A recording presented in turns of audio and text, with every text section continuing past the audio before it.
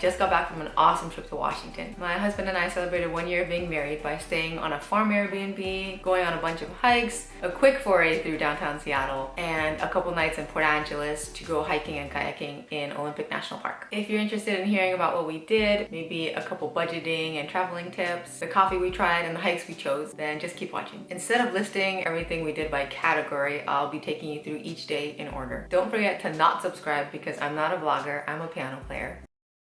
We landed late on a Thursday night at SeaTac and went straight to the Thrifty rental area. They ran out of the car we actually wanted, which was just a regular sedan, maybe a mid-size SUV, and we ended up driving around a Ford Expedition for the whole weekend. After grabbing a quick bite to eat at Jack in the Box, which you don't have where we live on the East Coast, we drove to Monroe, which was about 45 minutes from the airport, and went straight to bed because it was about 5 a.m. our time. Friday, the first full day, we stayed at a beautiful Airbnb on a farm with horses. There was another renter who had a dog who was always around in the front. He was the sweetest little puppy, and I think you'll also see footage of a cat later on. We basically rolled out of bed really late and made our way to SharinaBeans, where we had their English muffin breakfast sandwiches and some Americanos for breakfast. They also had a piano. I'll leave a clip of the colorful little upright that my husband and I played for a little bit. After breakfast, we actually went to Safeway, where we stocked up on a couple snacks like Cliff Bars and got some breakfast ingredients for the next few days because we wanted to save some money. So there's your first tip, I guess. If you want to save a little money and you're staying at the same Airbnb for a couple nights, and you have a kitchen or a fridge at least, then why not buy some ingredients from the grocery store and make a simple breakfast? Save a little time, save a little money, and stay in your PJs for a little longer in the morning, even on vacation. The first hike we did on this trip was Lake 22. It was one of the most popular trails on All Trails, where I did most of my research. To park here, you do need the Northwest Forest Pass, which is $5 a day. You can get it online or you can buy it at a physical location like the only place I can remember right now is Big 5 Sporting Goods. You can buy it there. I gotta say, it was a little complicated figuring this all out because I am a worrier. I overthink and plan way too much ahead of time. And I was delving into how to park at the trails in Washington, what is national park, what's national forest, and what's the difference. And what I figured out was the annual pass. It's called the annual Northwest Forest Pass. It's $30 a year and you can park at all the national forest areas. But the day pass is called the National Forest Recreation Pass. Totally different name, but serves the same purpose. It's $5 a day. And after I did all this research, I realized that I could use my America the Beautiful Pass, the Interagency Pass, which is $80 a year, but once you go to 3 national parks, it pays for itself and then you're just saving money. Lake 22 was absolutely beautiful. According to All Trails, it took us 3.5 hours of moving time, which doesn't include the time where we're sitting on the rocks or wading our feet into the water to cool off or eating our snacks. It was 6.2 miles and 1,467 feet elevation gain. Definitely recommend Lake 22, although Heather Lake, which is right next door, was a close second choice. I was wondering if I should do the most popular or the next most popular, but probably less crowded, because we did do it on a Friday and it's summer vacation for most people. I was worried it was gonna be crowded, and it was crowded, but we went late afternoon, which was a plan I had basically all weekend, to go later in the day when all the morning people are done and coming down, instead of fighting for parking in the morning. Yeah, I'm not about that anymore. I'd recommend not leaving any valuables in your car because we did see shattered glass everywhere in the parking lot. And I don't want to be one of those people ever, and don't want you to be one of those people. We grabbed Subway for dinner and watched Step Brothers at the Airbnb and basically wrapped up our first full day in Washington. On Saturday, our second full day in Washington, we made breakfast at home with our ingredients from Safeway, and then I really wanted to check out the Goodwill in Monroe. Turned out to be a good haul. I got a sweater and a couple mugs. The store was really clean, I really liked it. It was the most beautiful location for a Goodwill I've ever seen. After Goodwill, we took the 2, eastbound 2, to Sky River Coffee in Skycomish, Washington.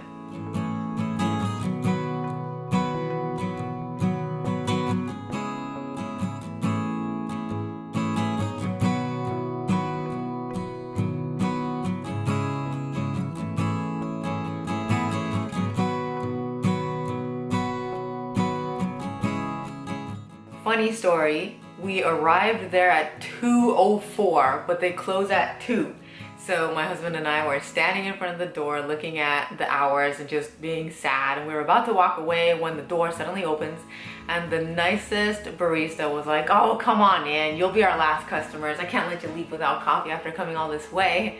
And so we were so happy. We went in there and got some drinks. I think I got an iced Americano with hazelnut, and my husband got an iced Americano with rose. I don't know where that came from. That's not usually what he gets. Sky River Coffee and Sky Comish. I definitely go back. For lunch, we went down the street to Cascadia Inn Cafe, where we got some burgers, which were really good. There was a nice view of the mountains. And Sky Comish is just the cutest little mountain town. I wish I could stay there, go back in winter and stay at one of the A-frame cabins that they rent nearby. It would just be the coziest winter getaway. I know they get a lot of snow because my husband and I skied Stevens Pass, which is an hour from Monroe, down that highway road a couple winters ago. So I know they get a lot of snow. It's really beautiful. That's actually why we did this whole trip, because when we were skiing Stevens Pass, I was like, the hikes here must be amazing. We gotta come back in the summer. And then my husband actually made it happen.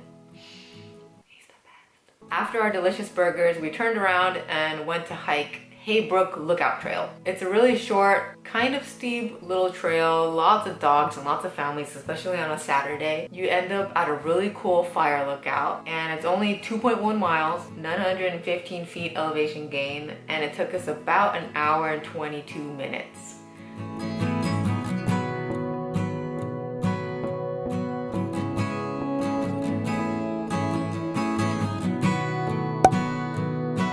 After the first hike of the day, we stopped at Espresso Chalet right off the 2 to get some coffee. I ended up getting the Stevens Pasquatch. I didn't really care for the flavors, but just the name got me. I always fall for the cutest names at these local coffee shops. So the Stevens Pasquatch was basically an iced Americano with some half and half, and the flavors are toffee nut and caramel. There was lots of Sasquatch merch there and a beautiful view of Bridalveil Falls and nice places to sit. It was just a really nice little chalet off the freeway. We quickly continued because we had a second hike to do that day. I really packed it in. This was mostly my itinerary for me and my husband, and hiking is what I want to focus on. It's why we went there. It's also to try out as much coffee as possible, but Bridalveil Falls. We got there at 5 p.m. so everyone was coming down. We were one of the only people going up, and that's how I like it. As I said before, we had the falls to ourselves. It took us about 2 hours to get up and down. It was 1,010 feet elevation gain and 4.1 miles. Similar trail and trail conditions to Haybrook Lookout. It just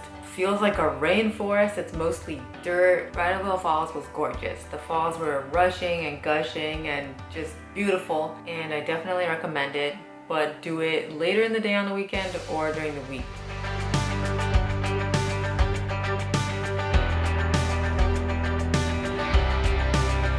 For dinner, we kept it simple. We got Safeway sushi because by the time we got off the hike and back in town, most of the restaurants and places we actually wanted to try or eat were closed. It was weird. Things closed early in Monroe or Washington, I'm not sure. But we enjoyed our Safeway sushi and watched another movie at the Airbnb. Sunday, we had breakfast at home again, breakfast and coffee. Then we went to church in Seattle and had lunch there, and then had our little downtown day.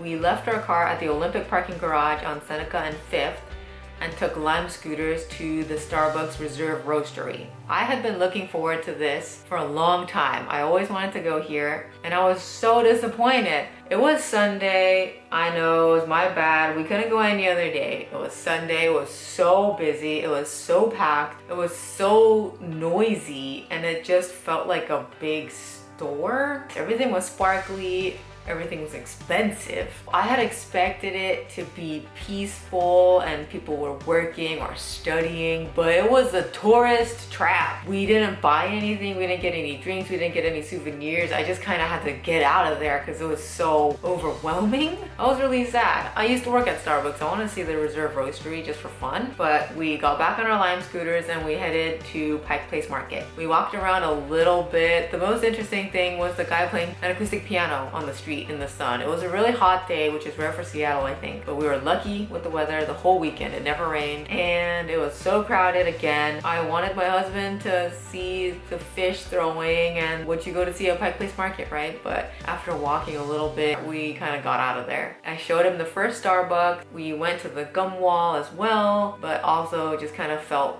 rushed, like I wanted to leave this downtown area. We ended up getting Starbucks at Starbucks, but not the first one and not the roastery, but just a random regular Starbucks right next to the gum wall.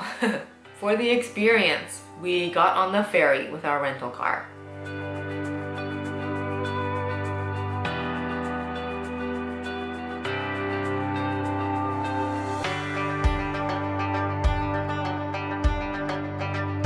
It was actually really interesting being in a vehicle on a ferry on the water. I didn't even notice when the ferry left the port. I was just deep in thought and I didn't even notice we were moving in the water.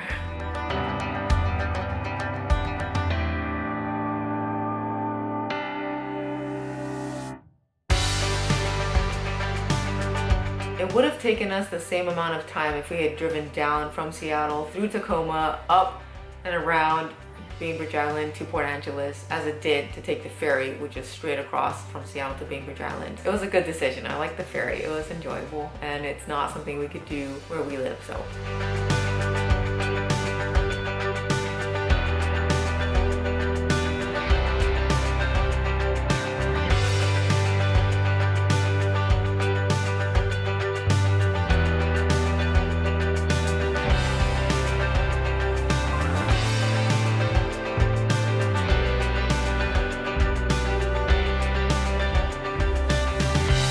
We got dinner at Yo-Yo Poke, which was kind of expensive, but tasted really fresh and it was really delicious.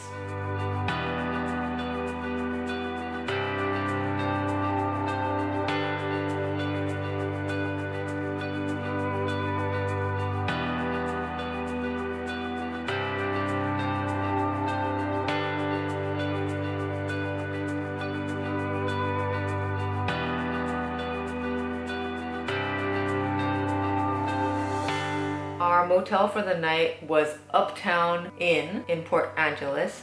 It's a lower end motel, but it is what it is, and we went for budget rather than luxury. Simple room, simple bathroom, breakfast included, which was, yeah, Monday morning, woke up to that motel breakfast. It wasn't the best. That being said, we walked to the coffee box immediately after breakfast for real coffee. I got a nice Americano, he got some drip coffee. It was really good, the price was great, and the coffee shop was the most beautiful coffee shop I've ever seen.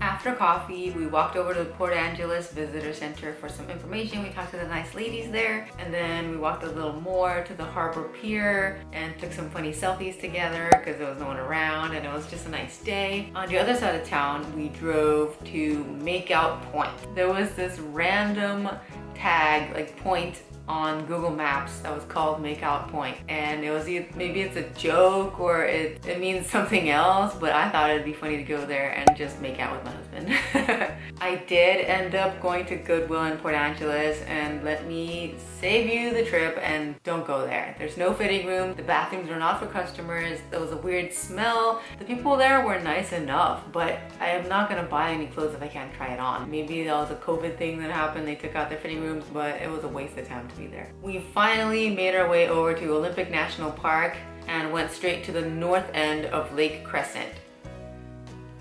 At the Log Cabin Resort, we rented kayaks for $20 an hour. The first hour is $20, and then every hour after is a little less. We did 1 hour and ended up kayaking for 43 minutes. We did 2.2 miles on Lake Crescent. We went to Devil's Punch Bowl, which is on the Spruce Railroad Trail, which you could walk or bike. We ended up kayaking because it was a little more adventurous and our legs were tired from hiking. The water was a little choppy because there was a slight breeze, and these kayaks were a little older and flimsier and thinner. They sat lower in the water than I'm used to. We have kayaks here at home. They're really thick and sturdy. I don't think it's possible to capsize in these kayaks, but their kayaks, it's definitely possible to capsize, and I wasn't ready to die that day. So we just did 43 minutes. It was really fun. The water was cold. I sat in the front and got totally soaked, but worth it. I think the price was great. It was worth the experience. It was fun. My husband was there. He can swim. We both had life jackets. It was fine. It was worth it. We had lunch at the log cabin resort. I got some chicken tenders and he had a pork sandwich. It was fine. It was like diner food. It was a decent price and a beautiful view of the lake from there. We even started talking about having our wedding there. Maybe, we'll see. We drove to the other side of the lake and checked out Lake Crescent Lodge. It was a lot bigger and fancier, more crowded, way more people there. Log cabin was so peaceful and quiet. No one was there. It's like no one knows about it. I feel like I shouldn't be talking about it on this vlog.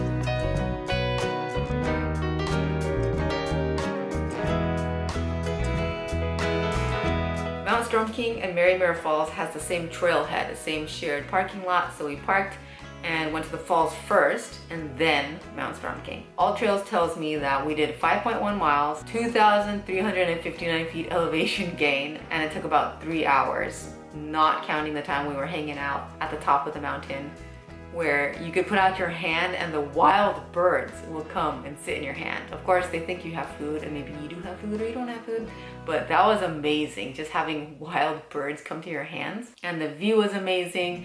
It was a really steep hike. I lose my breath pretty easily, so I had to take a lot of breaks, but it was a great hike. There's a rope section at the very top. Personally, the ropes are convenient, but not absolutely necessary. If you trust your feet and you trust your shoes, you'll be fine without the ropes, but since they're there, you know, everyone uses them. And people say that you need gloves, you need to spare your hands the rope burn, but my hands were fine. And on the way down, the ropes are helpful only because it's really slippery and the dirt is more like dust, and the ropes will help you not get a dusty butt. Other than that, they're not completely necessary. It was a very exciting part of the hike. And then there's a final little scramble. It's not really a scramble, it's just like steep rock. Yeah, if hiking is a part of your social media algorithm, you've probably seen pictures or video of this hike because it's really popular, it's really beautiful. It's a relatively short hike for an amazing payoff. It just straight up the mountain. You gain 2,000 feet of elevation in 2 miles. That's 1,000 feet per mile. That's a lot. It's really steep,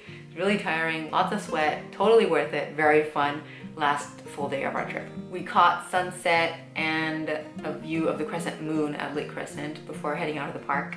And we just got Jack in the Box and tried their boba for dinner and ate at our motel, just chilled and went to bed. On Tuesday morning, all we really did was wake up, have the motel breakfast again, and then drive 2.5 hours from Port Angeles down through Tacoma and up to SeaTac. So we tried a place called Espresso Gone Wild, and it looks like a normal coffee place on the map, but once we started talking to the girl who was working there, we realized it was a bikini coffee place. I tried white coffee for the first time. I don't think I'll be having that ever again. Not because it was horrible, it's just not my style. It was a very fruity coffee and I do not like. But the coffee was fine, it was good. And we dropped off our rental car at Thrifty Rental and got to SeaTac, and we were basically done with our trip. If there's anything I forgot to talk about, I'll definitely leave it in the description box below. I'll leave as many links as I can think of down below as well. Please leave any questions you have in the comments. I'll try to answer. If you have questions about parking or prices or anything I forgot to go into detail about, I'll be happy to respond to your questions down below. Thanks for watching, and I hope you found this at least entertaining or interesting or helpful. And until my next piano cover, see you.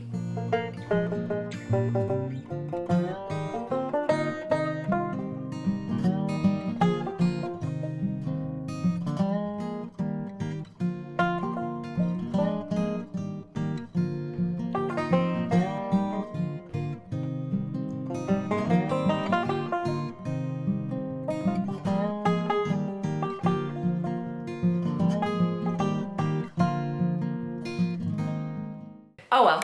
The annual pass is called the Annual Northwest Forest Pass. Oh my god! I think my Amazon package is here. I need a new screen protector. I actually dropped my phone. I was trying to take a self-timer photo with me and my husband, and my phone fell off a rock at the waterfall, and I was screaming and chasing it down the rock. My husband didn't even hear me because the waterfall was so loud. I was like, my phone! And then it broke the screen protector quite a bit. It's really hot. An acoustic piano.